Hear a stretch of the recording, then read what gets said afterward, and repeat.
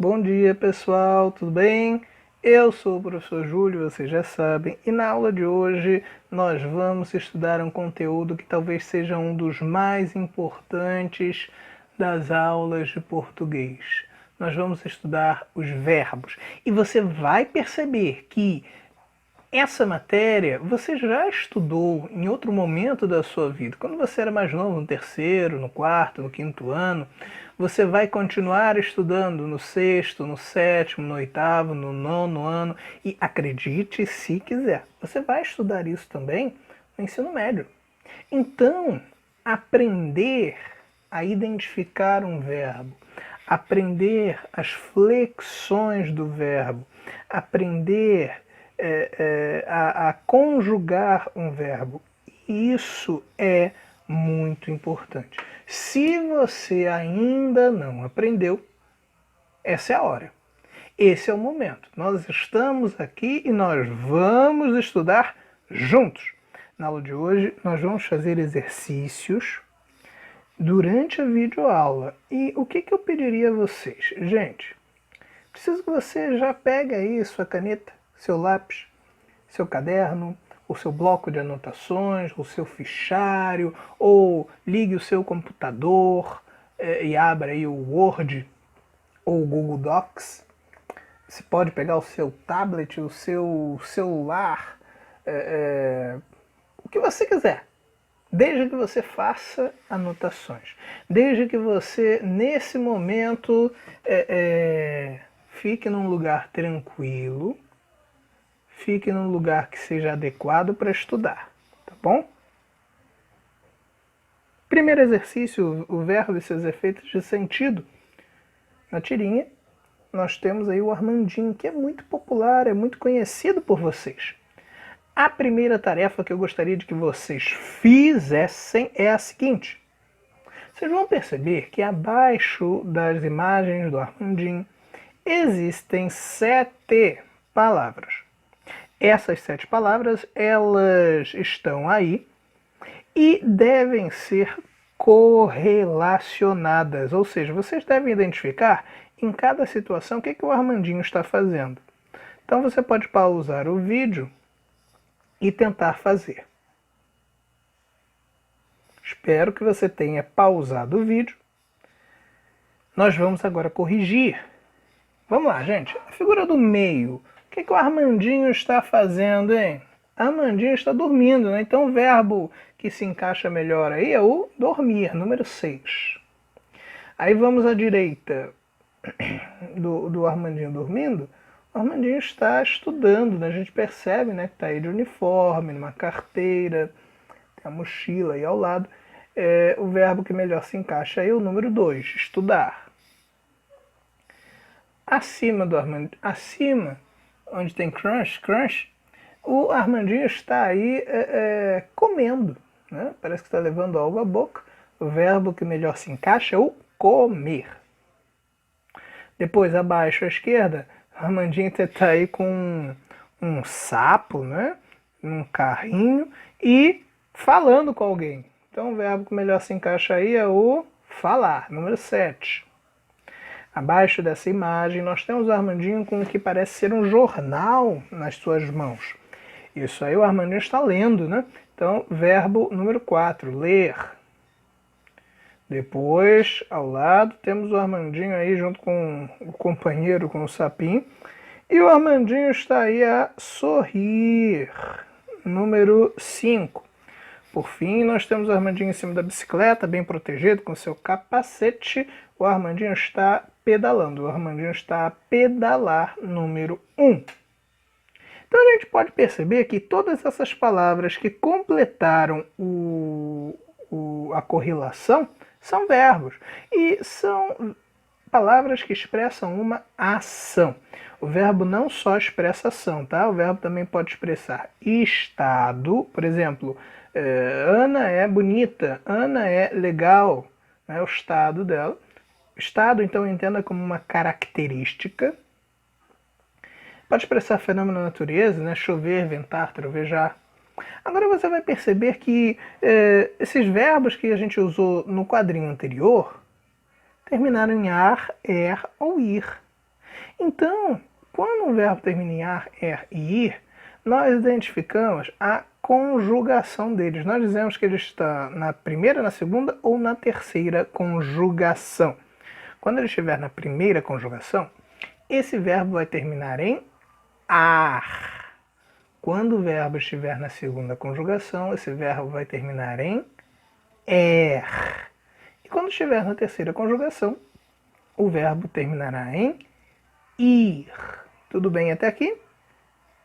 Então, verbo que termina em ar, primeira conjugação em er, segunda conjugação em ir, terceira conjugação.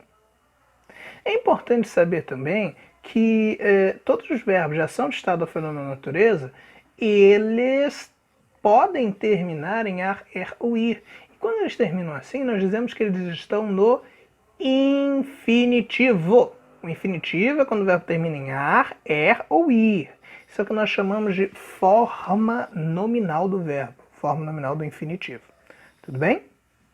Ainda nessa mesma tela, se você conseguir, você pode ler aí a tela, pode dar uma pausa e ler esses comentários e depois continuar acompanhando o vídeo. Se não, vem comigo. Há outras questões relacionadas ao verbo que você precisa compreender. Entre elas, a de que as formas verbais se flexionam. O que significa dizer que o verbo se flexiona? Significa dizer que ele se desdobra. Ele se apresenta de maneiras diferentes, dependendo de um certo contexto. Então, quais são as flexões do verbo? Por exemplo, em pessoa, o verbo se flexiona na primeira, na segunda ou na terceira pessoa. Na gramática, e atenção, é só na gramática agora que nós estamos falando. Na gramática só existem 3 pessoas, são 3 as pessoas gramaticais, primeira, segunda e terceira. Primeira pessoa, né, que é aquela que fala, e aí os pronomes, eles nos ajudam a encontrar a pessoa. O eu e o nós, eles nos ajudam a encontrar a primeira pessoa. Segunda pessoa é aquele que ouve. Os pronomes que nos ajudam são o tu e o vós. E na terceira pessoa, aquele ou aquilo de quem se fala, né? Então, ele, ela, eles, elas são os pronomes que nos ajudam a identificar a terceira pessoa. Como seria muito fácil se fosse só isso, tem uma complicaçãozinha. O verbo ele se flexiona em número, e isso você já estudou. Só que o singular ele é marcado pelo eu, tu e ele. E o plural é marcado pelo nós, vós e eles. Então vocês vão perceber que número e pessoa sempre vão andar juntos e de mãos dadas. Por isso que quando mais tarde, né, nós virmos exercícios sobre verbos, eu vou pedir, por exemplo, a primeira pessoa do plural, ou a terceira pessoa do singular, ou a segunda pessoa do plural e assim por diante, tá bom? Lembrando, essa é a aula que você tem que fazer anotações, hein? Estou contando com você. Vamos lá, mais um exercício. Eu tenho aí várias palavras, essas palavras são exemplos de verbos. Amar, respeitar, ler, falar, estudar, brincar e sorrir. Você vai escolher 2 verbos. Aí você tem 2, 4, 6, 7 verbos. Você vai escolher 2. E você vai montar uma frase e vai postar lá na plataforma, ou no grupo do WhatsApp, ou no canal do YouTube, onde você achar melhor, onde for mais fácil para você. E você vai postar essas 2 frases conjugando, flexionando os verbos, tá bom? Como assim, professor? Vou dizer uma, não vale colar de mim, hein? Olha só. Exemplo, eu estudo, vou escolher o verbo estudar e o verbo brincar. Então eu poderia construir uma frase assim: eu estudo muito para depois brincar com meus amigos. Percebeu? Ainda com esses dois verbos. Eu estudarei de manhã para brincar à tarde. Ou ainda, eu brinquei com os meus amigos antes de estudar português. Perceberam o que é para fazer? Montar uma frase que tenha dois verbos, desses que estão aí na tela. Tudo bem? Vamos adiante. Agora nós vamos fazer a análise de um texto e nós vamos perceber, espero, como é que os verbos eles se flexionam e qual a importância deles. Esse texto foi retirado de um portal de notícias da internet. É uma notícia, tá bom? Então vamos lá. A manchete, ou seja, o título dessa notícia. Motorista fecha a porta e dá chute em idoso para impedir embarque em ônibus de Duque de Caxias. Perceba que a atitude do motorista, qual foi? Fechar e dar chute. Percebeu que essas duas palavras estão em azul? Fecha e dá? São dois exemplos de verbos. Agora, na notícia não está fechar e dar, está fecha e dá. Por quê? Porque essas palavras, esses verbos estão flexionados, eles estão se adaptando dentro do texto, tudo bem? Vale destacar, pessoal, que essa notícia traz um episódio que aconteceu de verdade e a gente pode também refletir, embora nossa análise seja gramatical, a gente pode fazer uma reflexão. Essa atitude do motorista é certa ou é errada? Eu espero que todos tenham dito que é uma atitude errada, é uma atitude muito ruim, é uma atitude desrespeitosa. Nós devemos respeitar os idosos. Aí vocês podem ver, essa foto é real, né, da situação aí. Bem, vamos continuar lendo a manchete. Para impedir embarque em ônibus de Duque de Caxias, né? Aí depois continua o subtítulo. Uma lei da cidade garante transporte público gratuito aos idosos. A empresa afirmou que tomará as medidas cabíveis. As palavras que eu pus em azul são exemplos de verbos que estão flexionados. Garante é o verbo garantir, afirmou é o verbo afirmar e tomará é o verbo tomar. Percebam também que esses verbos eles estão conjugados e flexionados dentro de tempos verbais que nós vamos estudar mais à frente. Por exemplo, empresa afirmou. Isso foi quando? No presente, no passado ou no futuro? Já sei que foi no passado, né? No momento em que ela afirmou, lá antes. Tomará as medidas cabíveis, a ação que ela fará no futuro. Perceberam, gente, o que significa dizer que o verbo se flexiona? Sim ou não? Espero que sim. Se alguém não entendeu, por favor, se manifeste lá na plataforma, tá bom? Vamos continuar. Aí nós temos destacados vários verbos, eu vou passar porque o que me interessa mesmo, aí tem a fonte, né, onde é que eu retirei. Um texto, ele deve ser recheado de verbos para expressar as ações, para expressar os estados, se for o caso, para expressar fenômeno da natureza, um desejo, tudo bem? Então vocês conseguiram perceber a importância dos verbos? Os verbos flexionados no presente, no passado, no futuro, tá bom? Vamos a um outro exercício agora. Nós vamos fazer o bingo dos verbos. E eu gostaria de que você, nesse momento, montasse uma frase para cada situação.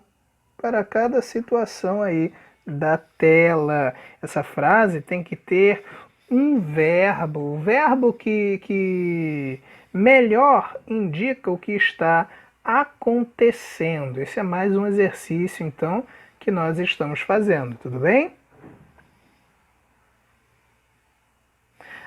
Vou voltar aqui só para relembrar que esse bingo dos verbos, eu gostaria de que vocês recheassem a plataforma com essas respostas, tá bom? Não se preocupa nesse início se a resposta está certa, se está errada, se está bonita, se está feia. Não!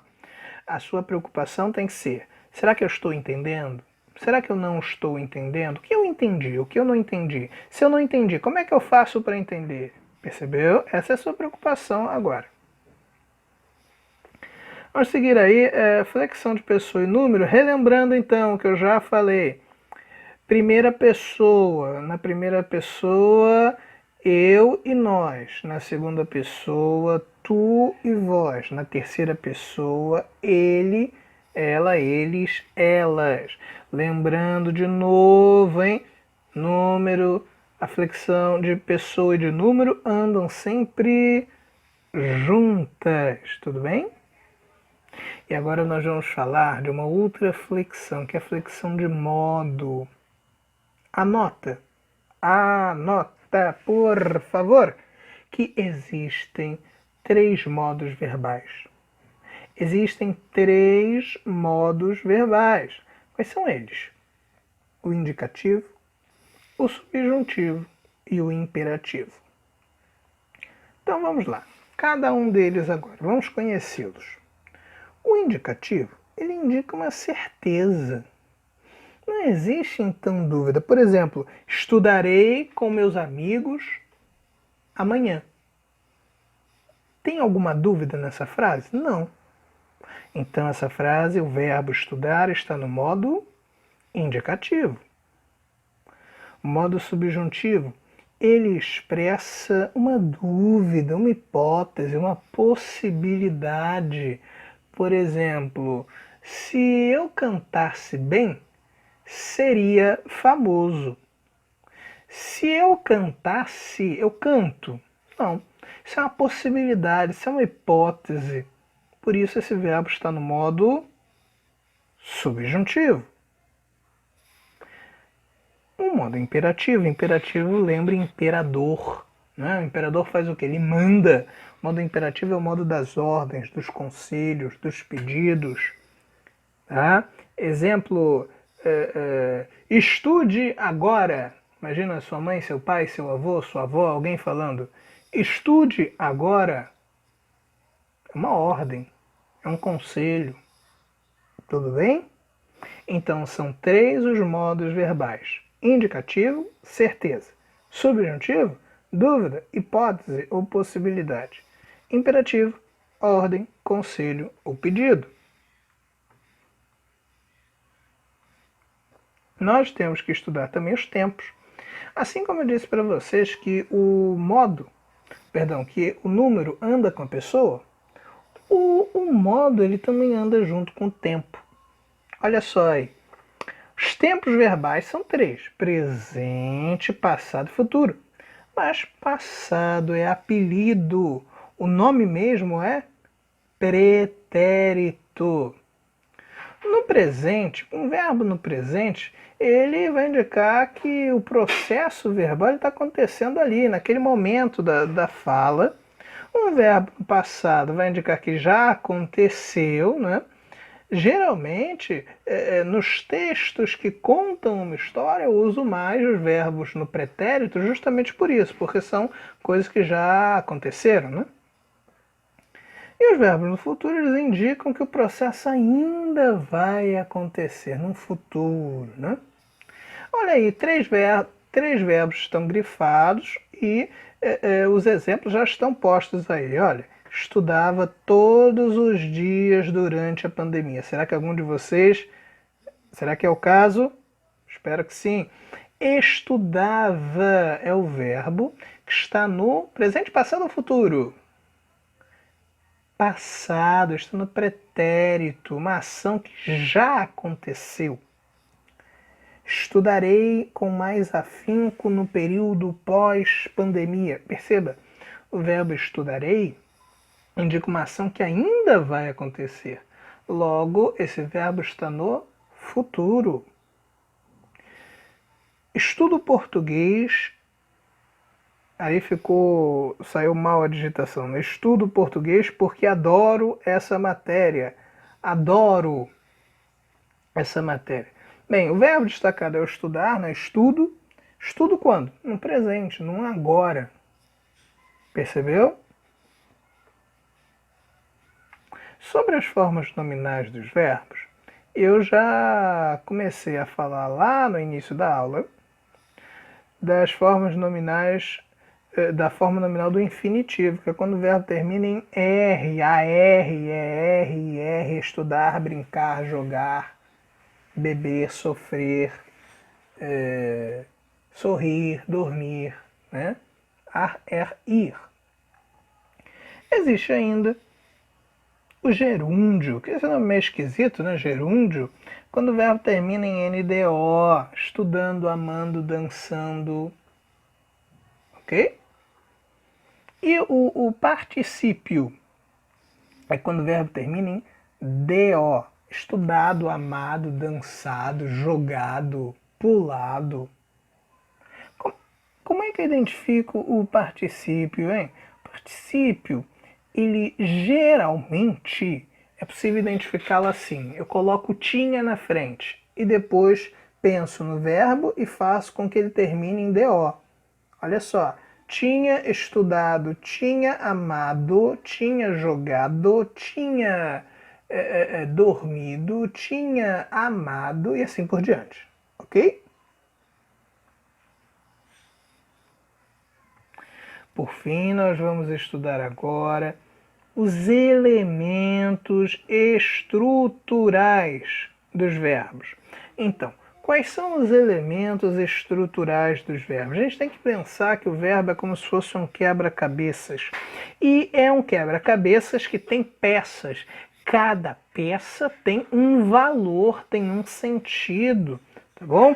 Nas aulas seguintes, nós vamos estudar com mais profundidade os sentidos desses verbos. Hoje não. Hoje nós vamos fazer uma noção geral, nós estamos fazendo um passeio de helicóptero, né, por cima dos verbos. Estamos vendo que existe tempo, modo, número, pessoa, que o verbo indica ação, estado, fenômeno da natureza. Estamos vendo que existem 3 formas nominais, infinitivo, gerúndio e particípio.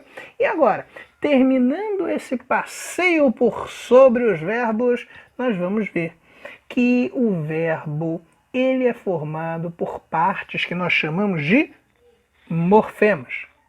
Os morfemas são as partes dos verbos. E uma primeira parte delas, que você pode ver aí destacada em negrito, é o radical. Olha aí, eu compro, tu compras, ele compra. Percebe que esse compre se repetiu? Por que se repetiu? Porque isso é o radical. Isso é a essência da palavra, é a parte mais importante que traz o sentido desse verbo. Tudo bem?